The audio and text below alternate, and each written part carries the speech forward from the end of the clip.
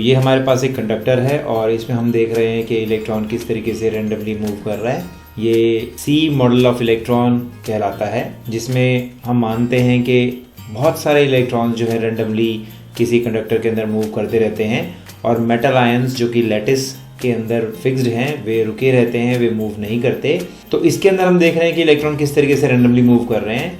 वो कहीं नहीं जा रहे, वहीं के वहीं घूमे जा रहे हैं और इनको घूमने के लिए जो एनर्जी चाहिए वो रूम टेम्परेचर से मिलती है।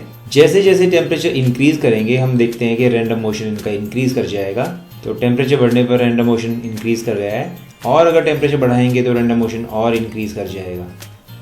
तो हम एक इलेक्ट्रॉन का एग्जाम्पल लेके समझते हैं कि वो किस तरीके से मूव करेगा। फिलहाल हमारा इलेक्ट्रॉन रैंडमली मूव कर रहा है, कहीं नहीं जा रहा है, इसकी डिस्प्लेसमेंट 0 है, तो इसकी जो वेलोसिटी है वो भी 0 है। लेकिन जैसे ही हम किसी सेल को दोनों एंड्स के बीच में कनेक्ट करेंगे एक इलेक्ट्रिक फील्ड डेवलप हो जाएगी, क्योंकि हमारा जो पॉजिटिव राइट की तरफ है नेगेटिव लेफ्ट की तरफ है, तो इलेक्ट्रिक फील्ड राइट से लेफ्ट की तरफ डेवलप हो जाएगी और हमारा इलेक्ट्रॉन अब रैंडम मोशन के साथ साथ पर्टिकुलर डायरेक्शन में भी जा रहा है, यानी लेफ्ट से राइट की तरफ जा रहा है। अब उसकी डिस्प्लेसमेंट 0 नहीं है और डिस्प्लेसमेंट 0 नहीं है इसीलिए उसकी कुछ ना कुछ वेलोसिटी भी है। अब वेलोसिटी उसकी 0 नहीं है, जो फाइनल वेलोसिटी होगी वो एक्सेलरेशन की वजह से चेंज हो जाएगी। एक्सेलरेशन क्योंकि इलेक्ट्रिक फील्ड का फोर्स लग रहा है, तो ये वाली रिलेशन चेंज होके बन जाएगी ये एवरेज इनिशियल वेलोसिटी 0 थी, तो एक्सेलरेशन जो है वो फोर्स की वजह से ही है और फोर्स इलेक्ट्रिक फील्ड का फोर्स है।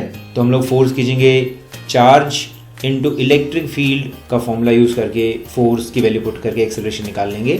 हमारी जो वेलोसिटी बन जाएगी t1 टाइम के बाद वो बन जाएगी ये, जब हम फोर्स की value electric field into charge की वैल्यू पुट कर देंगे। तो जो हमारी एवरेज वेलोसिटी आएगी अब वो 0 नहीं होगी जैसे हमने देखा था, उसको कहते हैं ड्रिफ्ट वेलोसिटी। इसको हम लोग ऐसे समझ सकते हैं कि जो हमारा सिंगल इलेक्ट्रॉन है वो रैंडमली मूव कर रहा है और दूसरा इलेक्ट्रॉन जो उसके मोशन को रिप्रेजेंट कर रहा है, एवरेज इफेक्ट दिखा रहा है, तो हमारा इलेक्ट्रॉन रैंडम मोशन के साथ साथ लेफ्ट से राइट की तरफ जा रहा है। वो उतने ही समय में जा रहा है जितना नीचे वाला पार्टिकल स्ट्रेट लाइन में चलते हुए लेफ्ट टू राइट जा रहा है।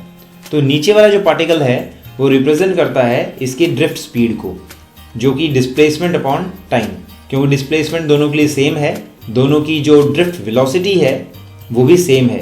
तो ड्रिफ्ट वेलोसिटी के फॉर्मूले को हम ऐसे लिखेंगे, लेकिन v1 को हम लिख देंगे at1, v2 को लिखेंगे एक्सेलरेशन इनटू टाइम और v3 को भी इसी तरीके से at3 और vn को भी हम atn लिख देंगे। अब इस रिलेशन में अगर हम एक्सेलरेशन को कॉमन निकाल लें तो हमें ये मिलता है। ये जो टाइम है इसके बारे में थोड़ा सा और डिस्कस कर लेते हैं। हम ये देख रहे हैं कि हमारी जो इलेक्ट्रिक फील्ड है वो राइट से लेफ्ट की तरफ है और हमारा इलेक्ट्रॉन रैंडमली मूव करते हुए लेफ्ट से राइट की तरफ जा रहा है। तो इसका जो पाथ ड्रॉ करेंगे तो इस तरीके का पाथ बनेगा। ये वो टाइम है जिस टाइम के दौरान उसने बिना कोलाइड करते हुए सीधा रास्ता ट्रेवल किया, ये टाइम t1 है। ये वो पाथ है जो दूसरे कोलिजन के और तीसरे कोलिजन के बीच में उसने t2 टाइम में ट्रेवल किया और ये टाइम t3 टाइम है जो तीसरे और चौथे कोलिजन के बीच में ट्रेवल किया और ऐसे ही t4 और t5। तो हम देख रहे हैं कि इन टाइम का अगर हम एवरेज निकालें तो ये एवरेज होगा average time spent between two collision, दो कोलिजन के बीच में बीता हुआ समय।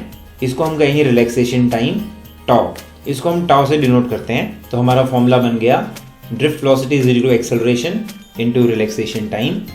और अगर हम एक्सेलरेशन की वैल्यू पुट कर दें जो हमने पहले निकाली थी, फोर्स बाय मास, और फोर्स है इलेक्ट्रिक फील्ड का force, charge into electric field divided by mass. तो ये आया हमारा formula relation for drift velocity of electron in a conductor.